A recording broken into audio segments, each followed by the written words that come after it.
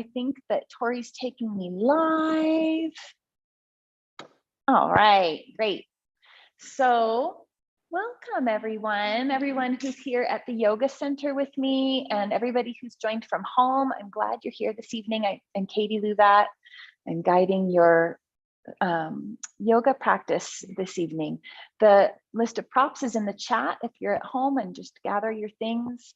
As always, just a reminder as we're moving through the practice to remember that first ethical principle of yoga, which is ahimsa, which means to do no harm, physical harm to yourself. So if anything feels like it's hurting you while you're doing the practice, please come out of that pose or shift around so it doesn't hurt anymore.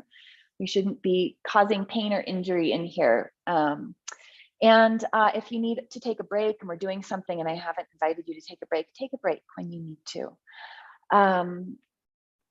I think that is where I'll leave it for right now. We're going to begin in a heart opening on a blanket roll. So if you grab one of your blankets, or if you're at home and you have a towel or something, you're just going to roll it up into a long roll.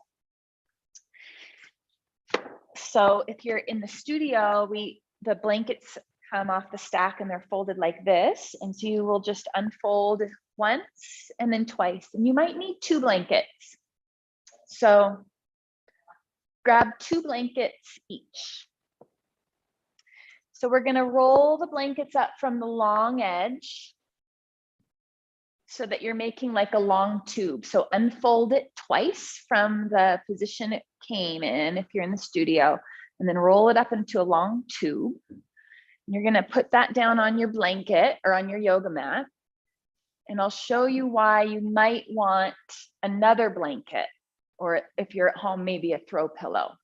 So when you're ready, you're going to sit on your hips are on one end of the roll, and you're going to let your whole spine drape down so that your head is at the other end of the roll, and the arms relax out to the side. So here's what you might use a second blanket for. If your forehead is a lot lower than your chin, because maybe your thoracic spine is a little more rounded, you're going to put that second blanket under your head so that your forehead and chin are more level. Okay, you may or may not need that. Another thing you could do with a blanket is if you have a shoulder that is feeling vulnerable here, you could slide the blanket under the shoulder so it's more supported if you have an injury in one of your shoulders. But otherwise, go ahead and lie down. And if it's reasonable, let both of your arms spill off on either side of the roll. Take a moment to reach your arms straight back toward the wall behind you, and make sure that you're not going to bonk into a wall. So the arms should be able to go straight back without running into anything. And then just bring the arms back down alongside your hips. Roll your palms up toward the ceiling. And so you should feel your hips and your spine and your head are on this roll. Your knees are bent. Your feet are planted on the ground. And so the eyes you could close, or you could just soften your gaze, and taking a nice, slow, deep breath in, letting it go. And as you let go of the breath, just a sense of your body relaxing here, letting gravity have you, feeling the arm bones settling with their weight into the ground, feeling the sense of your heart lifted a little bit and the heads of the shoulders spilling away from the heart. A little release, a gentle release for the musculature, the connective tissue that runs across the front of the chest that can get a little bit short and tight sometimes, especially with all of the things we do that are out in front of us that pull our heads forward of our spines. Becoming aware of your breath, moving in and out, the sensation of the breath entering through the nostrils, maybe following the breath in through the nose and down the throat and into the chest, feeling the chest expand and the belly expand. And as the exhale moves out, how the belly rests back toward the spine, the ribs settle, and that breath has been warmed, and you might feel it leave a little warmer out through the nostrils. So feeling the cool breath entering in through the nostrils, moving into the lungs, feeling the rib cage expand, and then feeling the warm air leaving you and the ribs settling. Inviting any tension in the face or behind the jaw to release, behind the eyes, and inviting the breath to deepen in a way that feels just supportive. Like you don't have to breathe so deeply you feel strained, but maybe a little deeper than usual. Satisfying, that's a good word. A satisfying inhale that doesn't feel hurried, a thorough exhale that doesn't feel like it's cut short.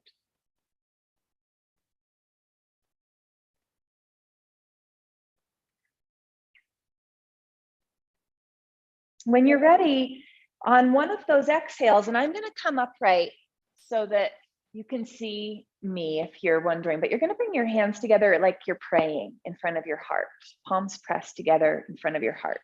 You're still laying down, but I'm just sitting up so I can show you what I'm up to. And then with an inhale, so Jerry, palms pressed together like this. There you go. Not interlacing the fingers, just palms pressing together. Sorry, I don't know everybody's prayer shape in their hands.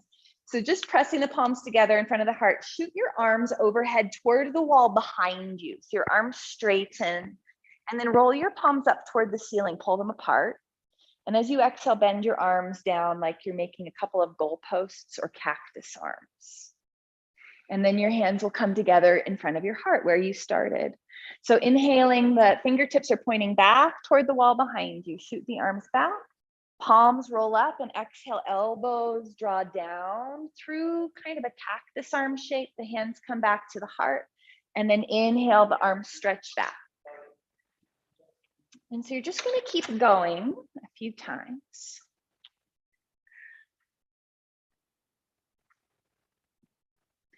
Feeling all of the musculature again that drapes across the front of the chest and connects out into the arms, getting a nice stretch, and also warming all around the shoulder joint.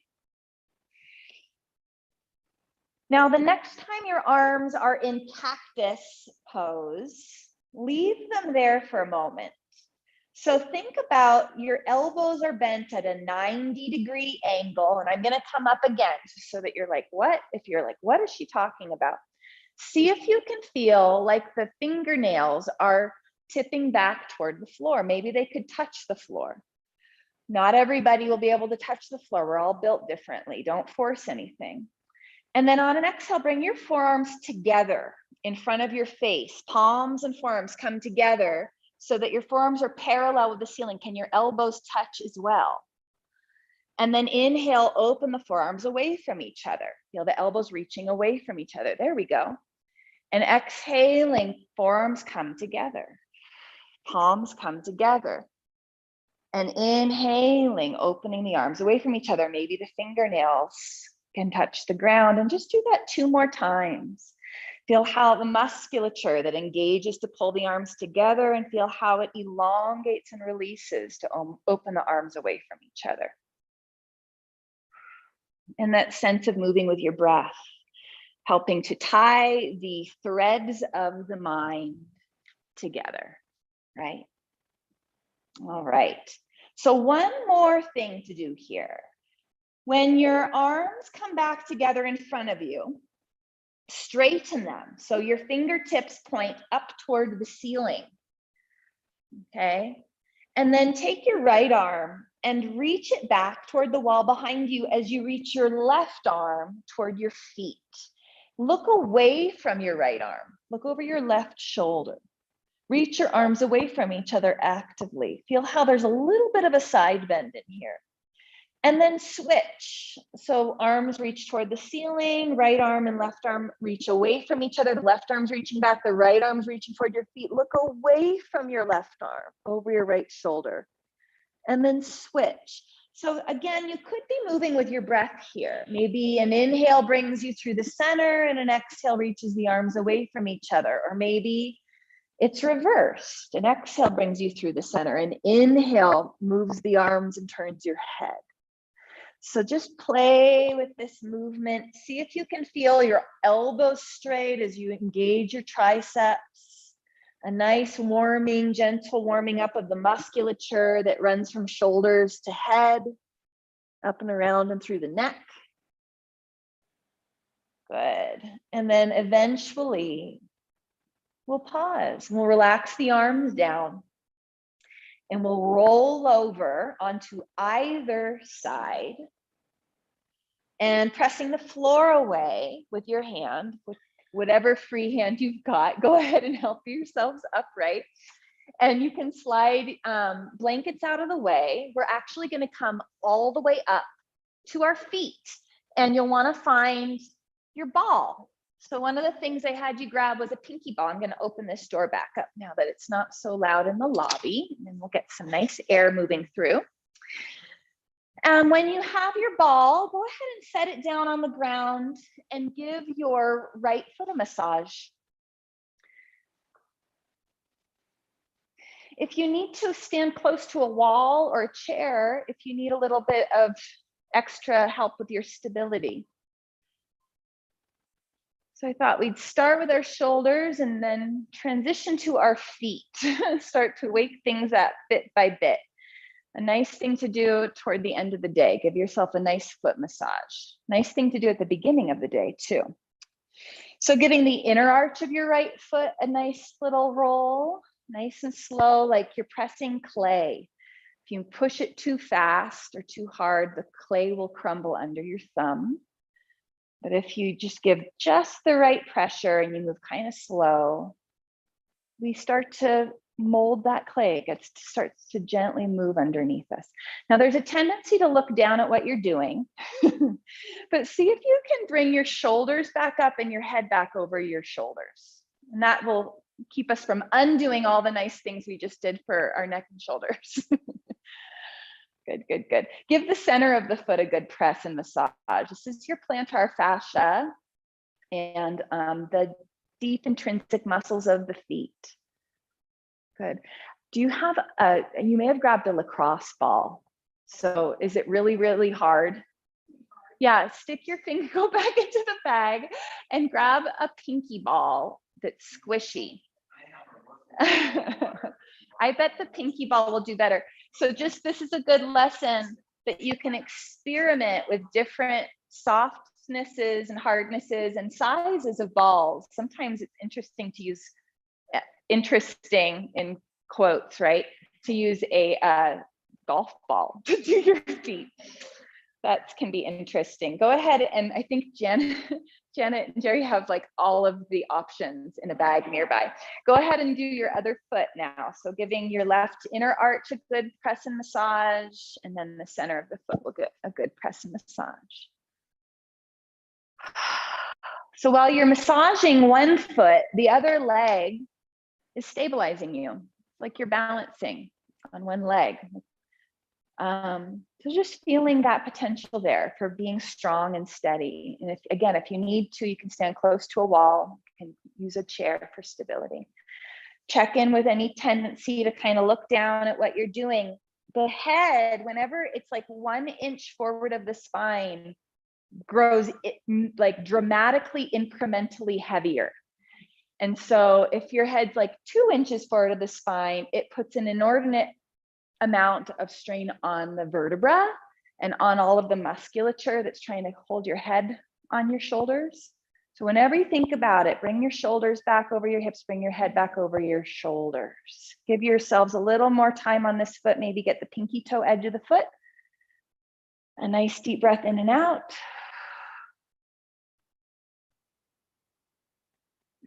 And then when you're ready, release. And you can set the ball aside and grab a block. And if you're in the studio with me, you're going to take your block and you're going to stick it against a wall. So it's coming out of the wall the long way. And if you're at home and you have a free wall, use a free wall. If you have no free wall, you can jam your block up against a piece of furniture. What we're going to do is you're going to take your toes and stretch them up the block. And how you do it is we'll start with the right foot. You're going to take the ball of your right foot to the edge of the block, and then you're going to drag the ball of the foot down the block so that your toes bend up the block, and then you'll step forward. Now, go ahead and try that. And then I will say that we all have different toe flexibility. And some of us have very flexible toes, and some of you might feel like there's no way that the ball of my foot's going to touch the ground and my toes are going to bend like Katie's toes, or, you know. So just find what you can. Don't force anything, but it's really a good thing to stretch our toes.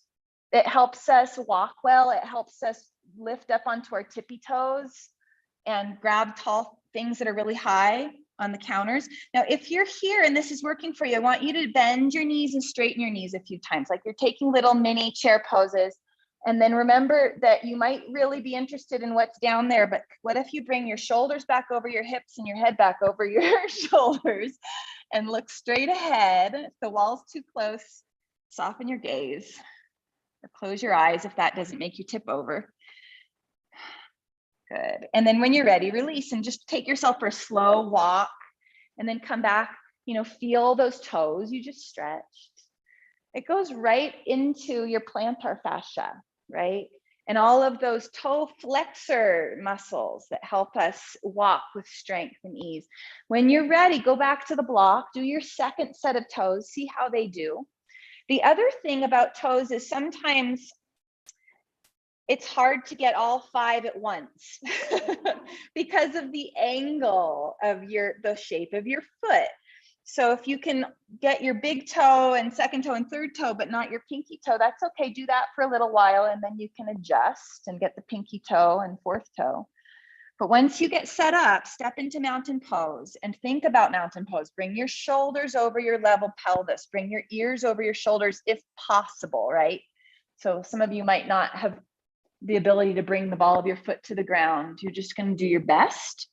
When you're ready, begin to bend and straighten your knees. And this is another thing that is like to your discretion.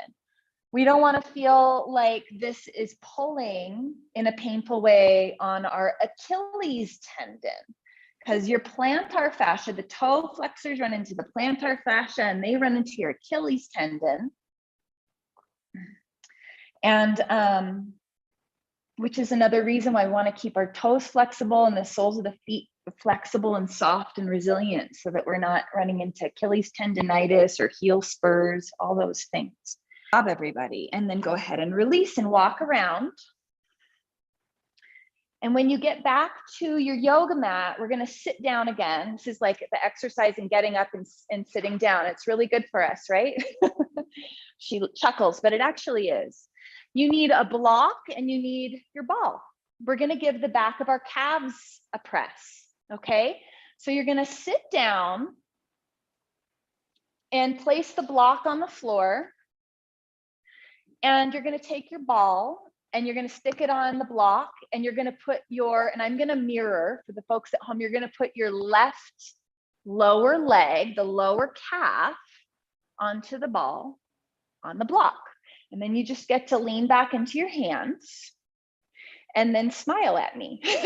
Just kidding. So here we are. So you're going to do some slow pointing and flexing of the toes. Now here's the deal. You can do this leaning back into your hands. You could be on your forearms if your wrists are not excited about this. You could lie down and put a pillow under your head, right? So you don't have to be doing this sitting up. I just want to throw those options out there. So we're giving our calves a massage. You have 2 layers. You have the one that's closest to the surface. It's called your gastrocnemius. It's like a big fancy long word. It's a long muscle. It crosses your ankle joint and it crosses your knee joint. So it works on both of those joints and influences how they're moving and how you're moving, you know, in your ankle, in your knee, and in your hips and in your spine even. This big muscle has a big tendon that goes right down the middle of it. So we're going to scoot. I want you to take the ball and move it up a little higher. So like halfway between your heel and your knee, go up a little higher and place the ball, kind of experiment. Maybe you could kind of lean into the side, like the right side or the left side of the muscle, the outer calf. And then you can kind of, you'll feel it sort of bumps across that tendon and you get to the inner calf. And I bet one side feels a little bit more tender than the other, maybe.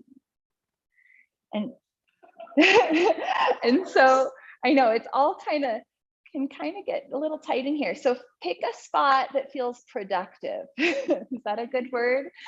And then just again, you can point and flex the foot. When you flex the foot, when the toes come back toward the shin, that's stretching all of the muscles across the back of the low leg. When you point your foot, it contracts. So we're kind of pinning the muscle and then stretching it. And then you can move up a little higher. So you just scoot, roll the ball up a little higher. What you don't want to do is end up with the ball right behind your knee, because there's a bundle of nerves back there. Okay. And so a couple more little, you can roll your ankle around a little bit.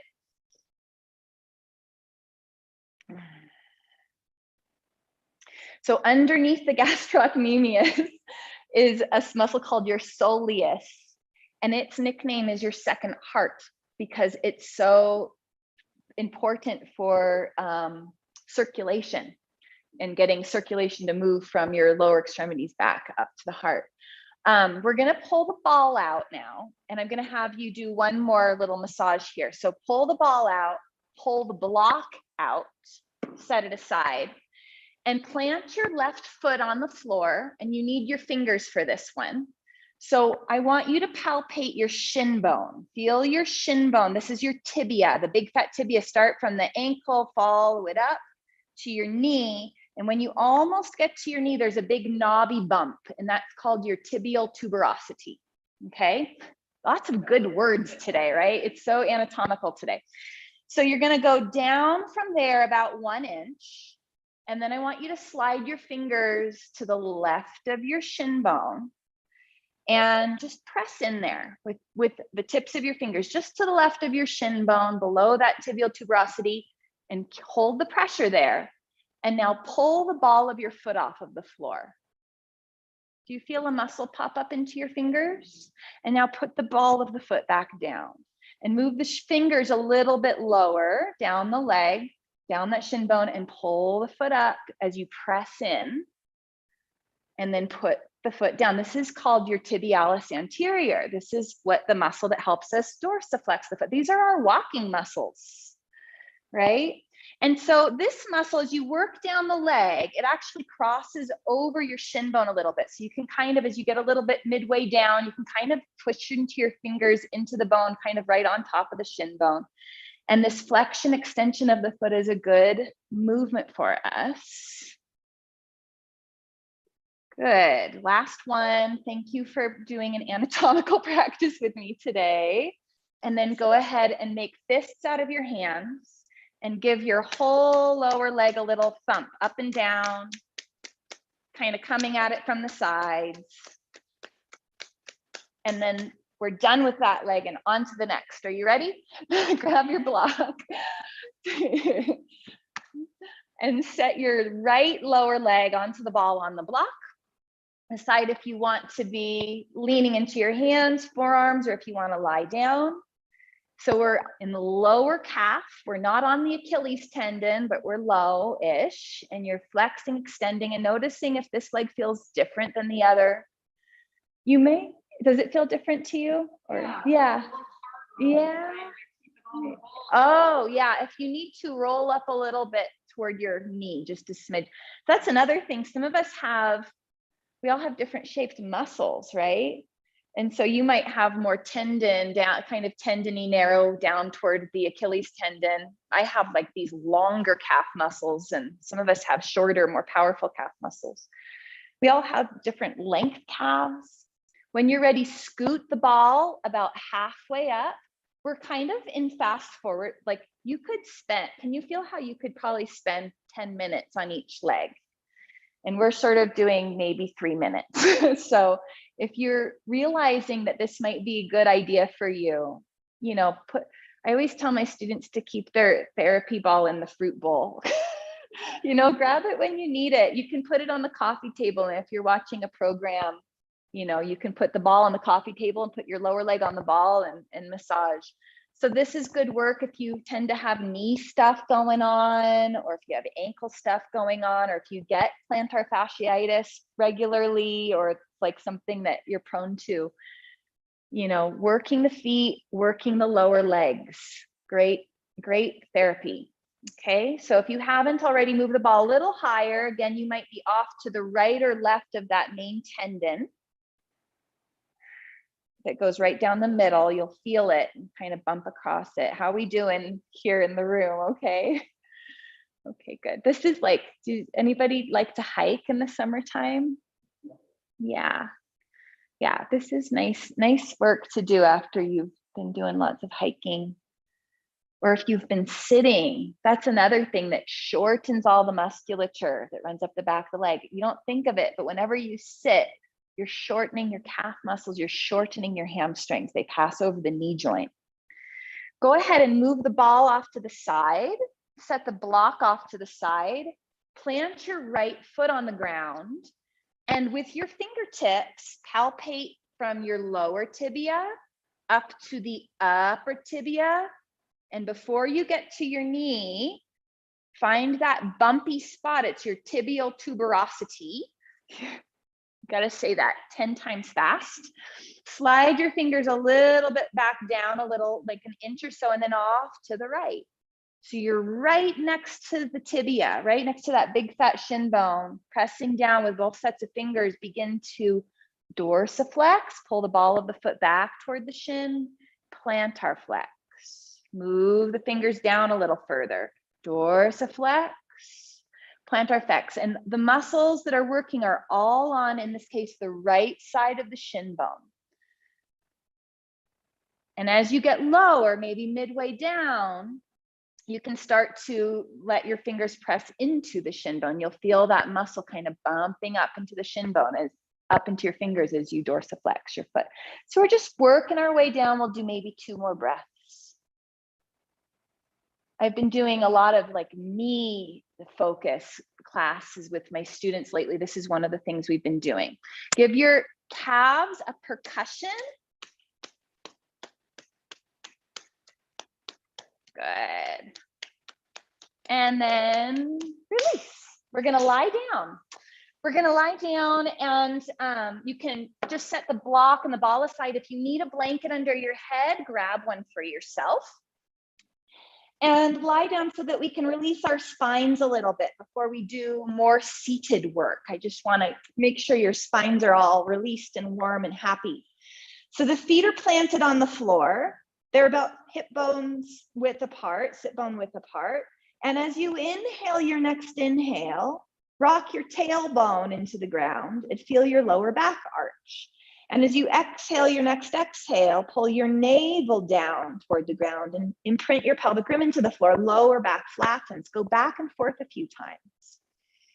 Inhaling to arch the back, exhaling to flatten the back. So nice little movement for our spines.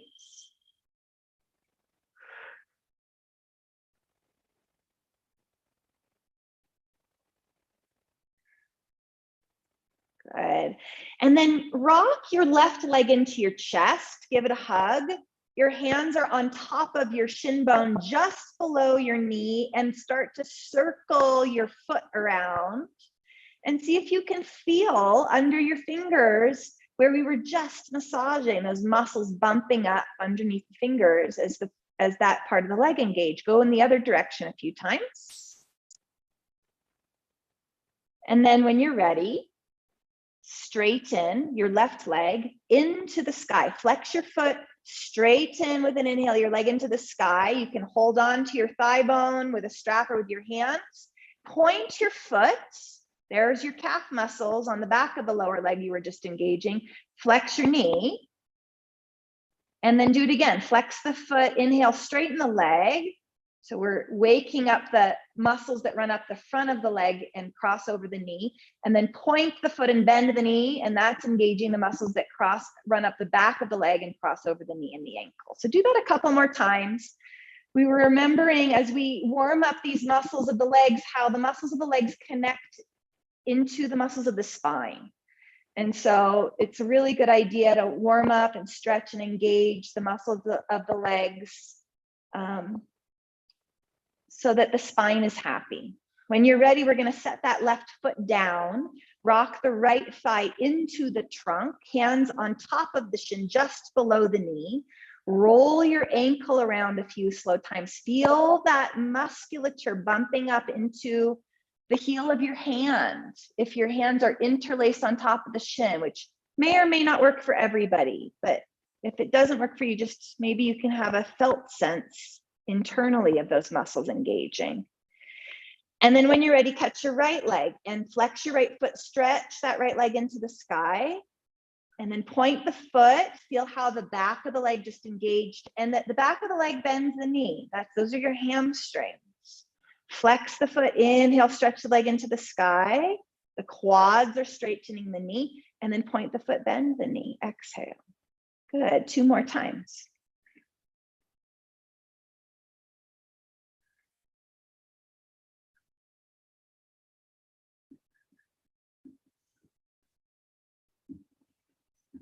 Good, and then set your right foot down. Go ahead and roll onto your left side and spiral your way up and come to your hands and knees. And when you get there, begin to move your spine a little bit more between cat and dog back. If you need padding under your knees, you can put a blanket down. It's a little bit more warming up the spine. And stretching the legs in a moment so that we can do a few more activities while seated. Good, feel how the arms are nice and strong, supporting you, nice strong pillars. Elbows are straight, all 10 fingers, pressing into the floor. You're arching your back like a cat, and then you're bending your back so you look like a little dog. You could wag your tail, extending the spine. And the next time you're in that dog back shape, tuck your toes under, elbow creases, spin toward thumb and index finger, tuck your toes under, lift your knees off the ground, and shift back into downward facing dog. So we're letting the back of the legs open. When you get here, bend your left knee so your right heel can reach toward the floor, and then switch. One knee bends and the other leg straightens and you're reaching heel to floor. So we're getting into the hamstrings, but also the calves. And also you might notice you're getting an opportunity to bend those toes a little bit more and work on your toe flexibility. Important stuff, says the yoga teacher. Very important stuff here. So when you're ready, bring your knees back to the earth. Exhale back to prayer pose. Good, and one more down dog. Pull yourself to tabletop, tuck your toes under, press yourself back to downward facing dog. Think about reaching your pelvic floor away from the crown of your head, reaching the back of your thighs back toward the wall behind you, getting nice and long. And then bring your knees back to the earth with an inhale, and you're gonna swing our legs around and we're coming back to sitting. We're going to do some more nice knee work. What you need for this next bit is a blanket that you could roll up into a tube that we're going to slide underneath our right knee. Okay, so rolling, I think a long tube. Something like this. You can use the same one you had before. I think just fold it up once more along that crease line and then fold, and then I'll roll it from from the long edge. Okay, you just need something like this. If you're at home, it's like this.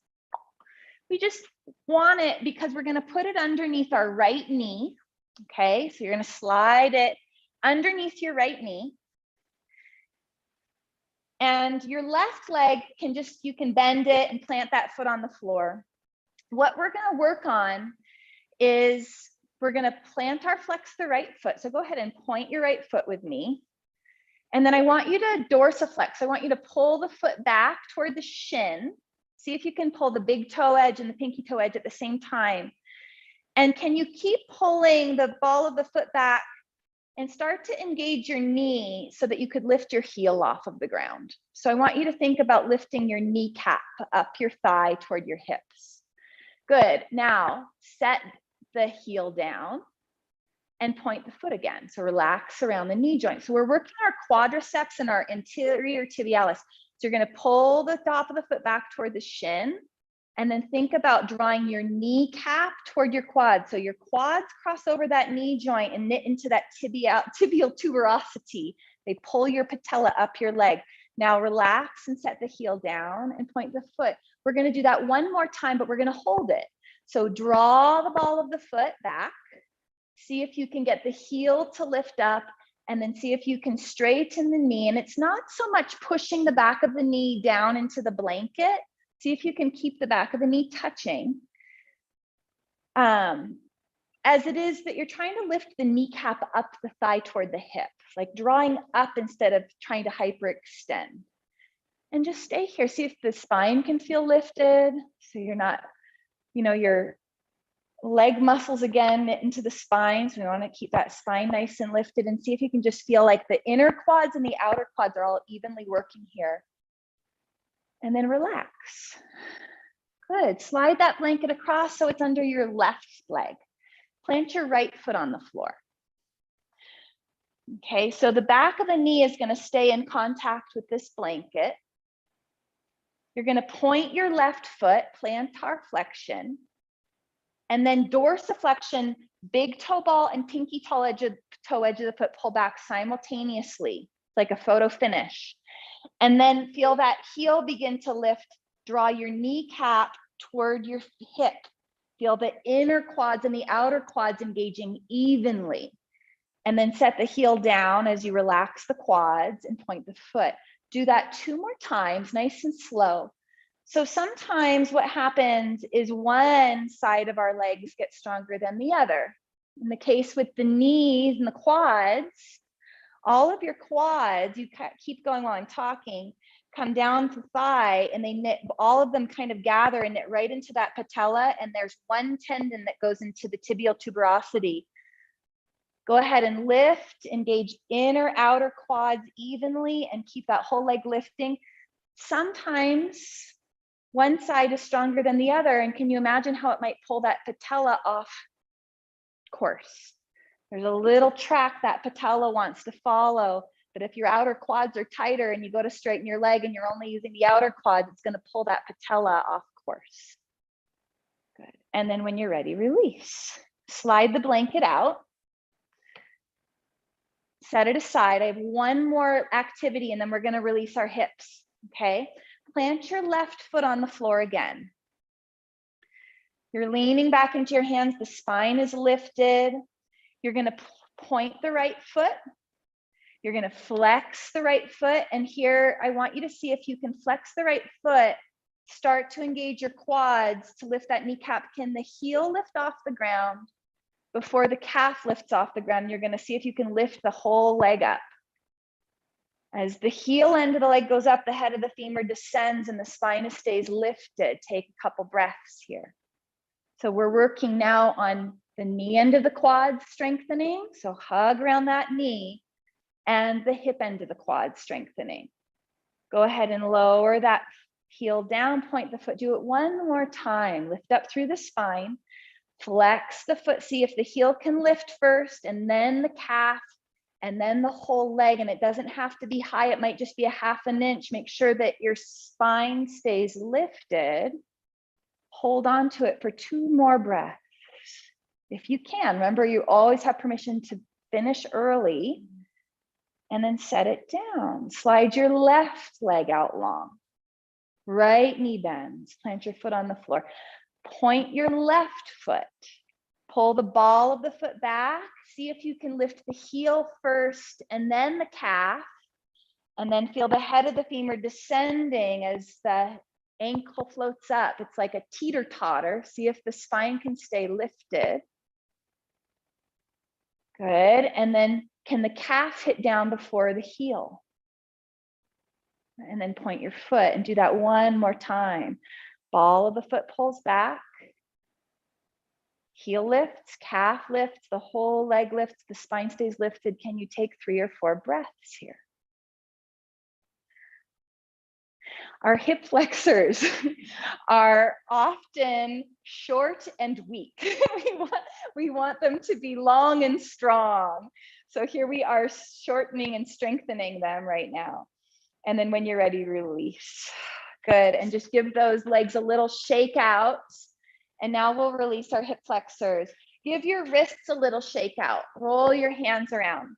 So we just did all this work strengthening the front of the legs. Another nice thing for the knees is to strengthen the back of the legs. So we're going to come back to our hands and knees. If your wrists are getting fatigued, what you can do is put blocks down for yourself and be on your forearms. We're going to do our hunting dog pose right now to wake up our glutes and hamstrings, which will invite our hip flexors to release and elongate. So here we go. So I'm going to do my block variation. Shoulder blades drawing down, the back collarbones are broad. Tip and tuck your ribs and pelvis and feel around for neutral, where you have a lumbar curve, you're not over rounded in the upper back, and then exhale, feel your abdomen come back toward the front of the spine. Slide your right leg back nice and long, tuck your toes under, feel the quads engage to straighten the knee.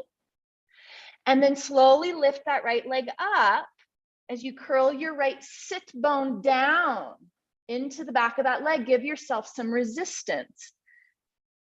Good. If you feel like it, the left arm could reach forward. That's a little balance play. Shoulder girdle's nice and strong. Core is strong, you're breathing. And then when you're ready, knee and forearm come back down, or knee and hand, depending on variation you're taking. And we do the second side, slide the left leg back, tuck the toes under. So earlier we were sitting and lifting the leg. Can you feel how this is the opposite? So lift the leg up and feel how now we're using glutes and hamstrings, as long as your pelvis and spine are staying nice and organized. The right arm could reach forward if you'd like. Gazing at the floor, the head is in line with the spine rather than hanging down. Sometimes that's a tendency. Another breath here. And then release. Take prayer pose. If that works for you, the knees a little wider than your hips, arms reaching forward. And then pull to hands and knees, tuck your toes under, shift to downward facing dog for just a moment. Let that whole spine get nice and long. The back of the legs opening up, nice strength work for our arms. Fingers spreading, elbow creases spinning toward thumb and index finger. And then when you're ready, walk forward. Find a standing forward fold. If you have osteoporosis, hands are on blocks or on a chair and your spine is neutral. Maybe the knees are bent. Okay, so if you know that you have some spinal stuff going on, or if you have a disc that's giving you trouble, maybe a neutral spine. Otherwise, pelvis gets to tip up and over those femurs. Maybe the spine moves into a gentle flexion, making sure you're feeling this stretch in the back of the legs, not pulling on your lower back. How's your breath? Checking in.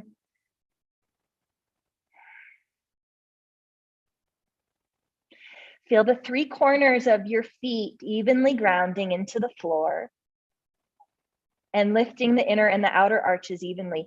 Imagine how if your inner arches tend to flatten and spill to the ground, how that might take your knees and lean them inwardly instead of them tracking right over the center of the foot, or vice versa. If you have an arch that's really high, there might be a tendency for the knees to turn out. Maybe not. When you're ready, hands to shins, bend the knees, come halfway up, elongate the spine, feel your spinal muscles turn on. Hands to hips, pull the elbows back toward each other so the front of the chest is open. Now pull your hamstrings to bring you upright. Use your hamstrings as pulleys to pull your sit bones down to bring your pelvis upright. And there might be a little dizziness because we were upside down for a moment. So letting that pass. Good job.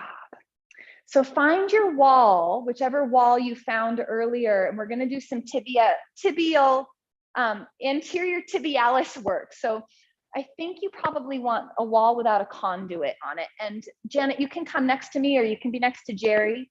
So you're gonna lean against your wall and you're gonna take your feet away from the wall. If your heels are tender, if the back of your heels are tender, you might wanna bring your yoga mat with you. So just know that you can grab your yoga mat if you need it. Here's what we're up to.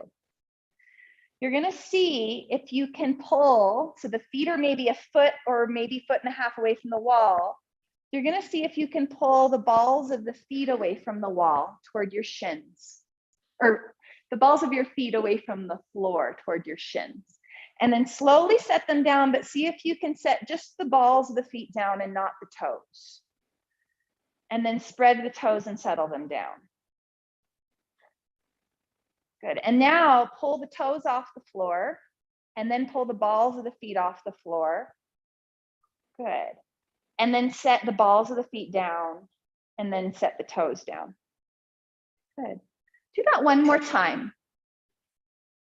Kim, if that is like noisy or if there's fumes coming in, feel welcome to close that door. Okay.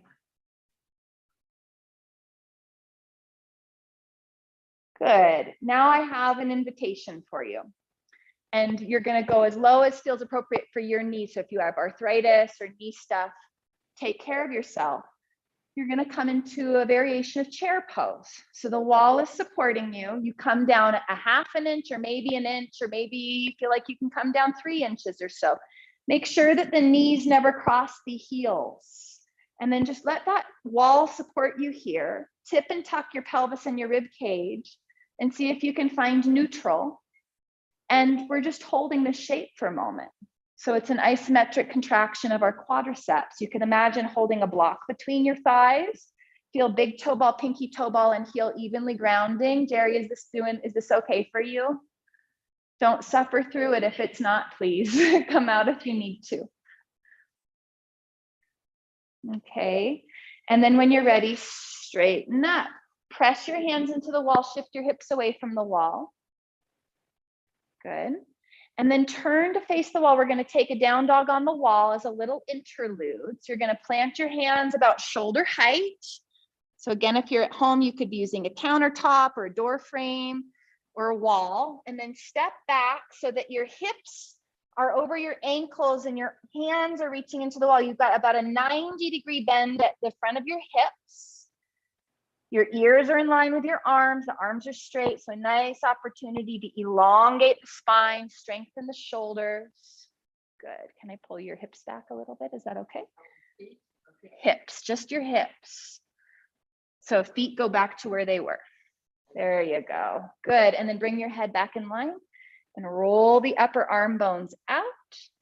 Good. All 10 fingers pressing into the wall. When you're ready, go ahead and walk back forward and come all the way up. Nice. If you're in the studio with me, you're going to go grab a chair and bring it back to your yoga mat. If you're at home, you're going to go grab a chair and bring it back to your yoga mat. We're going to do one last little bit. It's going to be a lunging variation. It's going to be strengthening for our quadriceps at the same time as it's lengthening our quadriceps and our hip flexors. So here's what it looks like. We've done this before in here, but I want to give you a refresher. So watch me and then we'll do it together. I'm opening up my chair. It's next to me. I'm going to have my right hand on my chair. I'm going to have my right leg forward and my left leg backward. All my toes are pointing straight ahead. And the left foot, the one that's back, we just did all this really nice toe stretching. You're gonna see if you can lift up onto the ball of the foot and stretch your toes, okay? So your hips are square. Can I have you watch me do this really quick before you join me? Because I want you to see the technical things. Both knees bend. The front knee is going to move over the front heel. The back knee bends, but notice it's just going to go straight down. And my trunk goes straight down. And then it comes up. And again, you're just going as low as feels right for you and your joints. But what is not happening is this, okay? I want you to think about everything. It's like a piston. So you can join me when you're ready. The right knee bends, the left knee bends. Find your left gluteal muscles, engage them, and feel ribs and hips on the same plane. And then straighten the legs, and your trunk should just go straight up. And then we lower down. So maybe lowering down with an exhale, and the arm, outside arm could go up. And then inhaling, that arm lowers as the body lifts. Good, so lowering down. So remember, you don't have to be moving as dramatically as I'm moving. It might be a smaller movement for you, but we're trying to keep the pelvis upright, which is going to be a big stretch on our quads, because our quads cross the knee joint and the hip joint. Now see if you can hold it here. So the outer arm is up maybe. And if you're feeling steady, the arm on the chair could go up too, or you could just keep holding the chair. This is challenging. So just know that if this is really hard, it's not just you. So find 2 more breaths here. Find your glutes, engage them so the front hip stays nice and open. Keep the low ribs and the front hips moving toward each other. And then come on up and walk around and give yourself a pat on the back, because that is like some strong work. Barbara, if you're still with us, I'm impressed, because I know you did a hard workout earlier today. When you're ready, go ahead and switch that chair. So it's over to the left. The left leg is going to be forward. The right leg is going to be backward. You're on a train track, not a tightrope. Okay? Square your pelvis forward and see if it's possible, instead of that back heel dropping, lift it up. That wakes up your calves, right? When you're ready, bend the left knee. It's going to glide forward over the left heel. The right knee bends, it goes straight down. The trunk lowers and then it lifts up. The parts that will want to compensate here are the pelvis. So as you drop down, it's a big stretch for the quads. And so they'll want to pull your pelvis into an anterior tilt, which will make it all go into your lower back. That outer arm goes up as you go down and it comes down as you go up. And remember, you're working with your breath as makes sense for you. And then when you're ready, you're just going to hold that shape for a few breaths. So maybe the next time you come down, you can keep your hand on your chair, or you can reach your arm into the sky. And you're using that exhale to reconnect with your abdomen, with that right glute. And when you're ready, coming up and walking about. Jerry, you doing okay? Yeah. Okay, all right. So when you're ready, move your chair out of the way. I have one last little activity for us. So one interesting thing, when your knee is bent, I said you have a calf muscle that's really close to the surface, gastrocnemius, it crosses ankle and knee. And then deeper in is your soleus, which only crosses your ankle joint. So when your knee is bent and you lift up onto the ball of your foot, you're working that soleus. Remember, I was telling you that's your it's nicknamed the second heart. So we're going to play with some bridge pose. And I'm going to invite you, when you get down into your bridge pose, to consider, once we get down there, rocking from the balls of the feet to your heels. I'll give you some instructions. And we'll see if we can get that the soleus to fire a little bit. So when you're ready, go ahead and lie down on your back, grab a block, and place it between your thighs. So it's going to give you a nice connection to your inner thigh muscles, your adductors, adductors, and those muscles connect to the muscles that run up and down the side of your lower back, your lower spine, your pelvic floor. They're part of our core. So once you get down here, And you might be sighing like the rest of us once you hit the ground. It's like, can it just be Shavasana? But we're going to do one more thing here. So feel your feet hip bone width apart. Feel the big toe ball, the pinky toe ball, and the heel, all of them evenly grounded. And tip and tuck your pelvis a little bit and feel around for what feels like a neutral pelvis. There will be a little breezeway underneath your waistband, but your back ribs should be able to relax into the floor. And we're just going to elevate her up. So you're going to push down with the feet and push down with your arms. Arms are nice and close in next to your body. They're pressing into the floor. See if you can lift your hips off the ground, lift from the outer hips. And as you come up, hug the block and think about reaching your thigh bones toward your knees, out of your hips toward your knees. That's going to turn your hamstrings on. And as you press those heels down into the ground, it turns your gluteal muscles on a little bit more. See if you can keep the front ribs soft, low front ribs soft. Now, this is just an experiment. Can you pull the balls of your feet off of the floor? Maybe it's a little, maybe it's a lot. There's your anterior tibialis. Now place them down, re-engage low abdomen and glutes so the pelvis stays nice and neutral. See if you can lift your heels off the ground. Keep hugging that block. And then put the heels down. And then pull the balls of the feet off the floor and just go back and forth. Now, if you start to feel this in your lower back, chances are the low abdomen has stopped engaging or your glutes have stopped engaging. So just think about drawing ribs and hips toward each other, soften the low front ribs, make sure you're not pushing them up out of the body, or just come back to a nice neutral, normal bridge pose. We'll do one more little rock if you've got it in you. And then let the feet touch down and let your hips lower down to the ground. We have such a noisy building today. We're saying goodbye to the motorcycle. This is really funny. In my earlier class, we were talking about just mindfulness, non-judgmental awareness of sound, life happening all around us. So the hips have come down and it might feel nice to give your knees a hug and just rock from side to side, just in case the lower back did decide it wanted to get involved in that last little bit. Release it. And then maybe hold on to the back of the legs and stretch your legs into the sky and let the hamstrings stretch and bend the knees. Do that a couple times. Urban yoga.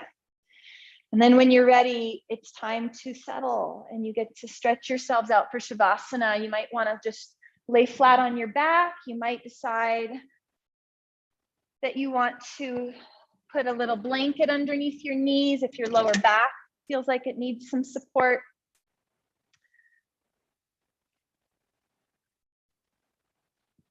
Give yourself what you need. If you'd rather sit still in stillness to finish your practice, you're welcome to. We're going to find a last shape that's nice and quiet and still, and just feel our bodies, the residue of our asana practice. Feeling this last shape. Shavasana actually means corpse pose. That's the closest translation to English language, and just that idea that comes with it, that we would just empty out and give our minds complete rest and give our bodies complete rest and just settle into stillness here. Nothing more to do. Nothing that needs planning this moment, nothing that needs our mind to go back over it in this moment. So we can just rest right into this present moment. Feeling the subtle body, feeling the heart that continues beating. Feeling the breath that continues to flow in and out. Feeling the face releasing tension, the jaw. Releasing the muscles behind the eyes, releasing.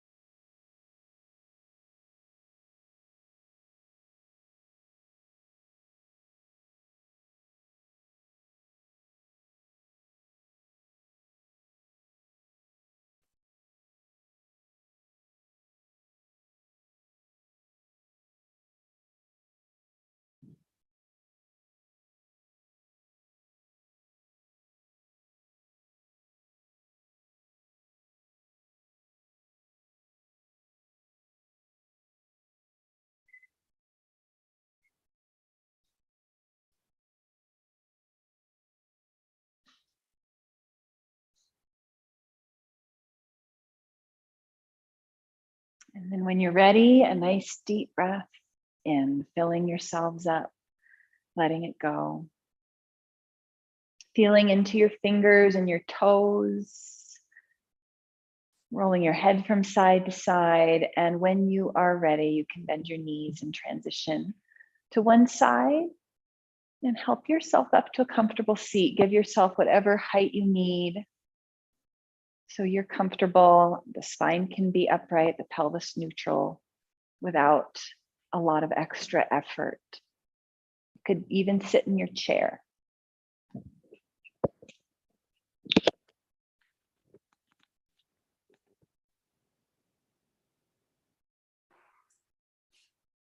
Find your seat, feeling around for that sense of level pelvis, that sense of being organized on your plumb line with your head over your shoulders, over your pelvis. The neck muscles can relax and be at ease so that your diaphragm can move and work efficiently with ease. With an inhale, rolling our palms to the heavens. With an exhale, bringing our hands to heart and bowing inwardly. Thank you everyone for being here today. Have a lovely afternoon, a lovely evening. Thanks for walking into the evening. Namaste.